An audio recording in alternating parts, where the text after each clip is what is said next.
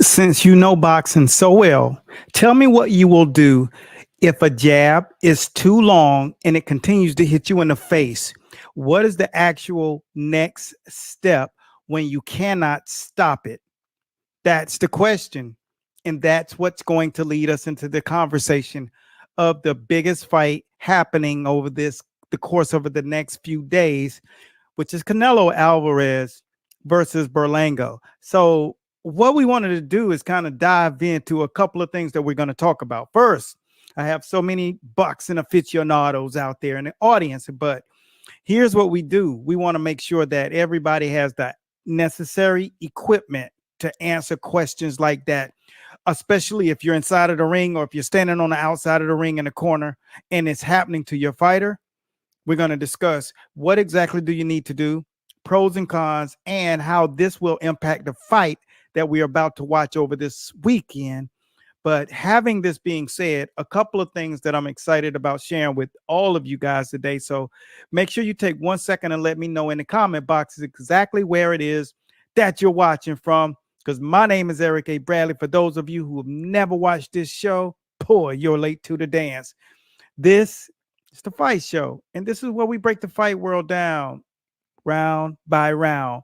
And what we're going to get into today is making sure that you guys have an actual expert opinion, and I'm going to also weigh in as well about how to actually shut down someone whenever they're shutting you down, and giving you kind of like a behind the scenes of the typical moves that you have to use to close the gap. So if you want to learn new manners in which to close the gap, and why is it that what you have been doing isn't working or it's not working consistent, those are the questions that we're going to answer. And we also break down what chance does Canelo have to survive against the power of Berlanga. So what we're going to do is dive directly in and go into a segment pretty much about this young man who has so much thump, and how did it all come to fruition? Because a lot of people say you can't establish power. You check this out and you tell me what you think. Now, when you thump like this, you see what happens when you're looking at a guy who punches like this. See, the thing about it is, one of the techniques that we teach, and I was taught many years ago, is that he's punching from the heels of his feet, not the balls of his feet, but from the heels. He's pushing through the mat, and he plants, but he shifts all the way through. And that comes from doing an immense bag routine and a lot of different variables, the kind of training. And a lot of you who are training, you know the techniques that you've used to help increase the impact of the power. But one of the things that we typically like to go behind the scenes and learn from these guys who come before us, who really know these techniques. So here's one of the techniques that Berlanga's coach enthralled on him. Check it out. So I was always boxing, you know what I'm saying? I was sharp. And when I turned pro, I went to Mark one day in the gym. I'm like, yo, Mark, I want to start knocking people out. Mark was like, you want to start knocking people out? I'm going to teach you. I was all right. And it started from there. He put me on the bag. I used to be hours on the bag, repetition, different combinations, just over and over. Every day I used to get tired. It's like, yo, like I'm over here on 3 hours on the bag, coach. Like, again. It transitioned from the floor, and then it went into, into the sparring or whatnot. So, Mark Freud was the guy that. Boom. Like he said, hours on the bag, really sitting down on the bag. And that's one thing that I noted when my coach would do these kind of camps. Like, let's just say, for instance, when we fought Chris Bird back in 07, and when he got our guy on the bag, he made him hit that bag in such a way. When you are trying to have more impact on your punch, you see, it's not typical to want to sit on a heavy bag for hours. It's not typical to want to sit on the bag for 30 minutes. But when you are changing the density in your bones, that's one of the things that is required. You can do 150 to 200 pound bag. but you have to also still have the technique. Now, the fact that he made him do that, then there are definitely some residual effects of that. All right, because you can start developing calcium deposits way sooner by doing that amount of bag work. But what it's going to do benefit wise, the benefits of throwing punches with that kind of malice changes things, and it also changes things in your DNA, because you have to continue to pull from different areas in your soul, because it's exhausting to hit the bag, for one. Two, you're going to go through moments of frustration because you have to learn how to actually move with the bag and not hold and grab the bag and stop it. You get what I'm saying? How many times have you hit the heavy bag and then you grabbed it to stop it from moving? But the fact is, you have to learn how to punch with the bag, meaning your feet got to move. You have to learn to move left or right. Your bag is your opponent. And so that's where I see Berlanga having this kind of X factor, because most people aren't doing that. But they was set out to set a precedence of knocking people out. And he ended up knocking out 16 straight people. So when you have a jab, because this segment is basically all about the jab, how will you handle the jab? So what happened is, when you step in with this thing, we brought up and did a poll, and the poll basically was sharing with everyone how we typically ask our audiences. And this was the poll. We ask our audience right here, how much you stop a consistent jab, a jab that's constant, right? And so the answers were slip it. And I'm going to see if any of you can catch this. You can slip it. You can block it. I think the answer was, hold on.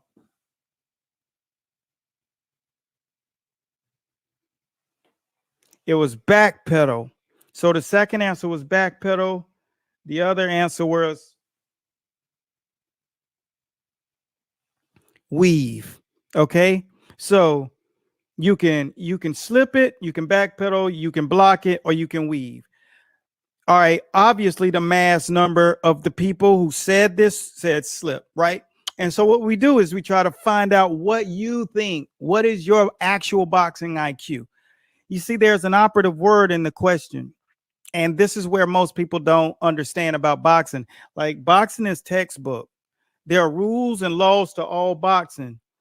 And I knew that. So that's why the first 10 years of me being a coach, it was about me unlearning everything that I thought I knew. And that's probably you. And even if you're coaching and working with world champion or pro fighters, I mean, when you're working with pro fighters, you just think you know because you're there. But that's just the beginning of your journey. So the answer isn't slipping. The answer isn't blocking, and the answer is not weaving. The operative word is constant. You can't constantly stand there and block, because that means you're standing still. You can't just stand there and slip, because that means you're sitting duck for the right hand. And you cannot weave, because you're going to burn your thighs out and you're going to be set up for the uppercut. A 1-5, boom, you're out of there. Good night, sweet prince. So the key word was constant. So in order to change and take away that jab, you have to get on your back feet and you have to take it away, because it's constant. This isn't my rule. This is the rule of boxing. And so some of you are probably new. Who cares? I love you anyway. I want you guys to understand this sport. And then we're going to take you and show you a segment about how this actually looks when you're getting on your back foot. And we're going to go directly into how to press through that jab. But when you're getting on your back feet, what you're getting the guy, what's happening to the other guys, now he's not trying to just jab you. He's just trying to catch up and try to find a punch. And that stimulates frustration. That stimulates bad choices. And that stimulates the third reason why fighters lose fights. EQ. He slips on a banana peel because he's emotionally involved, because now he visually can see you're not trying to exchange. But lo and behold, little does he know, you're just trying to get him frustrated. And so that's why you use the back pedal. No other reason, not because you're scared, not because you don't want to engage. It's because you want him to get outside of his comfort zone, and then you're going to break him down to his very last compound. Now, here's the thing. It's all about strategy, right? So strategy is going to take him and position him to want to do the next best thing, which is what? What is the next thing he's going to want to do? He's going to want to fight. So he's going to throw punches with more reckless abandon. When he starts to get away from his actual jab, that's where you have better chance to rake him. And here's how you close the gap when a fighter is throwing the constant jab, like we just said here on the poll. The poll will show you this, that 90% of the people who take the poll, yeah, that kind of includes you by default, don't know boxing. But we are here to make sure you actually understand what the Bible says. And so when you're going to fight against a guy who has a monster jab and you can't get inside of it, and his name is Berlanga, and he steadily pumps this thing, and he has the height advantage, he has the length advantage, and he has the actual power. If he hits you with them hands, you're going to see buzz, okay? That's what I was saying. So what do? Here's how you handle closing the distance on a guy. You're going to see different variables when it comes to closing it. So I'm going to put you into a 4-minute segment. So this is a segment specifically out of our actual teaching. This breakdown is really going to give you enlightenment. So enjoy this. I'll be back in a second. And enjoy this. We want to thank you for taking the time to improve your skill set. And what we're going to teach you here is how to actually use these skills and styles to close the gap on your opposition, because most people have a lot of trouble closing the gap, getting stuck outside and getting beat up from the outside. And when you can't close the gap, that means you cannot get close enough to let your hands go. Once you take the lessons here, you're going to understand that there are a variation of ways to close the gap, but you have to actually practice this. And one you're going to find in this segment here is we're going to take techniques that we built off of our peekaboo. And this will help you understand that there are 3 facets that have to all operate together. First is the mind. Second is the upper torso. So you're going to learn how to move that using the base and getting inside the shots, avoiding hooks and overhands so that you can get to the breadbasket. And this lesson will help you have more confidence. Now, you have to remember that you must exercise it enough. So that's one thing that we hang our hat on. We make sure that you understand how long you have to do these drills before you're comfortable inside of the ring. So we're going to start off using the head slip ball. And that slip ball is going to give you just the necessary navigation that you're going to need to get to that guy and get used to developing the trunk so that you can make these moves. And we don't have to look like Mike Tyson, but we do have to look like you. So take these drills that are going to show you exactly how to close the gap using your upper torso and knowing exactly how to fixate your eyes on the opposition.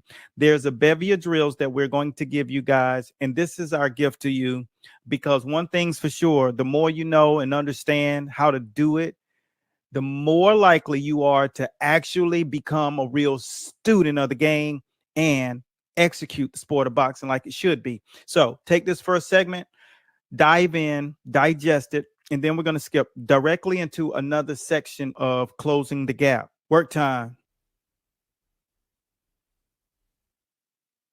The first phases of getting away from a punch is creating an illusion. The first illusion, this bag, the ball, we call it, slip ball. Whenever you're throwing, whenever it's coming at you, your objective is to get used to eluding punches. The difference with the peekaboo style is whenever you're doing it, You have to have such conditioning because it takes so many body mechanics at one time, explosive movements. So this ball will help you get used to doing it. So some of the drills that we do is breaking, popping, stepping off, head pops, mastering the side. So you see a fall. So you see my feet, they go left side to right, boom, and the torso. It goes around and round. And if you can tell, I'm constantly looking at the ball. Pop, pop. Now that's a side to side movement. You're peeping on here, moving here. Each look, your head should be outlined outside of the shoulder. So just say, for instance, the seam of his shoulder, if he got a shirt, seam is right here. You want to peek right out there because then you're outside of his power. So that's where the peekaboo style. How? It was boom, boom, boom, boom. Now that is going lateral. Now you're going to create an angle with your peak. So when you go to the angle, boom. So here's that breakdown that we're going to make sure that you guys do. You guys want to see that in its entirety. All you got to do is make sure that you type school, and it's going to be over in, we're going to actually make sure it's in the Instagram portal for the subscribers and the Facebook portal, but type school, and that's going to be giving to you. That's going to give you insight on how to go. First, you got to understand head movement. So it's going to really break it down, and it's such a thorough job. To be all honest, it's nothing as in depth. There have been many people to have hours and multiple other people who have it. It's shoulders above stuff because it's just so many layers and so broken down. And just to give you an example, most people see things and they try to do it, but they don't truly understand the effervescence of that breakdown. So we break it down to its very last compound. And I didn't take shorts here to give you guys this piece that will show you not only how to close the gap and create angles to close the gap, create forward movement to close the gap. There's so many different pieces that's going to really bring it to fruition for you, because you've had trouble getting this thing and keeping it. Like sometimes you can do it and sometimes you just can't pull it off. And it's because of the mechanics that you're not developing. So this is an insight that really breaks it all the way down. All of the different, we call this the periodic table of boxing, because there's the footwork components to it. There's the actual trunk development part, and there's the upper torso and the mindset that you have to take and understand these split-second movements that have to be done timely. And it's going to make so much sense to you why you haven't been able to do this consistently. And so when I think about the way this young man is knocking guys out, it also lets me see why is it that people have so much trouble having this problem. And when we do polls in social media, because you know it's you that's taking a poll and you having this problem, and damn it, when we was doing polls last year, you were having the same problem. And the reason is because technically you're flawed. That's not a negative. You never learn boxing in its entirety. So what we make sure that you're doing is it's the method in which you're learning, because there are three phases of mastery, and mastery is you knowing your ABCs. No matter what day of the week, you don't forget it, right? Because you know it. A, B, C, J, K, L. Boy, you don't know anything. That's what I'm saying. You get confused. It throws you off. You get frustrated at yourself, and you shouldn't get frustrated at yourself. It's the teaching method that you are not being introduced to, but how it's being embedded in the muscle that takes a different mastery. That's where I come in. I'm a master at getting it into your muscle memory. Therefore, It's not anyone's fault. It's just that it takes a different kind of surgeon to get it to that next level. There's nothing but breakdown, insight, and action steps for you to take in this little piece. There won't be one section of this that you are not clear on. So as you take an insight, make sure while you're doing it, because this is our gift to you, just type school to have this. And I'm going to show you what it actually looks like. Because I don't believe a lot of people, they always want to question you. And that's fine, because you should always want to give information when you got it. The thing about it is we have so much information, we just assume you know it. But this is what it looks like actually, right? So this is the guide of mastering the peekaboo. And of course, this is one component to our hybrid fighter, which is the total offensive juggernaut. This is an unstoppable offense. That means it doesn't matter if the guy's taller than you, longer than you, stronger than you, you're going to bring the smoke to him. That's a weapon. It's not a perfect fighter. It's a perfect weapon. Hybrid. Peekaboo is one component. And here are the actual break pieces in there that you will learn. You get it? Like, this is no joke. Like, that's just one chapter that's in there. Boom. Like, you will be working, because that was 9 pages right there. So that's why you can't close the gap. When you learn this, or this segment that we're giving you, that you can really understand, it's been your process. And trainers, it's not your fault. You got to realize that you get a associate's degree. First, you get your diploma in teaching. Then you get your associates, and then your bachelor's, and then you go get your master's, and then you get your PhD. So you learn how to teach somebody a skill and technique, and then you learn how to get it into them and make them do it and get a finished product on the floor. Then you have to get a finished product in the ring, and then you have to get a finished product at high levels, and then you have to get them to the pinnacle of boxing with the highest level of embedment that you could ever imagine. And there will be stages to each one of those. And if you don't understand the stages, what I want you to do is take 1 second, go over to Facebook or YouTube, because it's not sitting on Instagram, where I discuss the 4 phases of boxing. And in each one of those phases, there are 4 levels. A young man asked me the other day, is it phases or levels? Phases are the actual oversight of the entire bracket. And within that are pillars.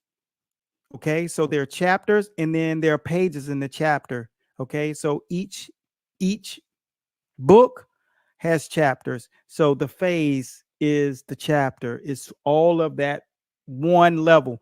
And then in between there's layers. And those layers are the levels within. And you go through all, remember, I said there are 3 phases of mastery. Cognitive, when you see it, here you go. You're on Instagram and you're watching it. You're on YouTube and you're watching. You're like, oh man, I'm going to try that. Then you go try it and try it again. And then, like, in the ring, you can't do it, because you just have it in your head. You don't have it in your muscle. Then you do it enough practice times, a week or so, and then you're trying it again and it's not working. But you're arguing at yourself, and your coach is arguing at you, because you feel like you should have it because you did it at practice that day.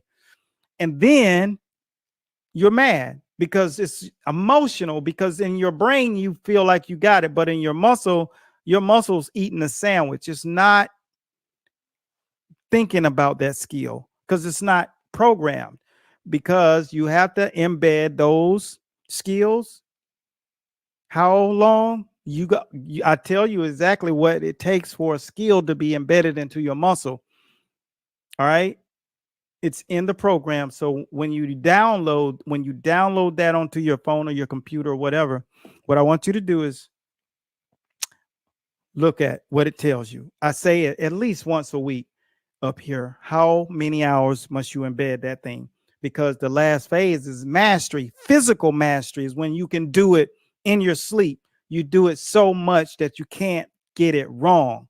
And that's the mastery of this thing. So when we talk about Canelo and we talk about Berlanga, we're talking about the matchups between these two.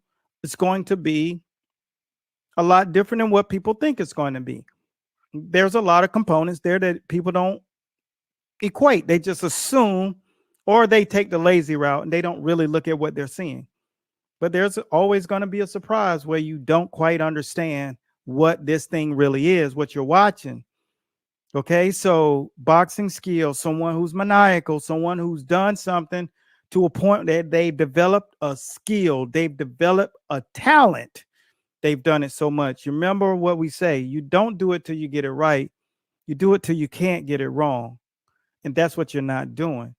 So make sure that when you get this type school, for those of you who just jumped in, and for everyone that's on Instagram, my subscription, Instagram and YouTube subscription, and Facebook, you'll all get that access to that. And obviously, if you're in the school of boxing, you're definitely going to get it so you can use it.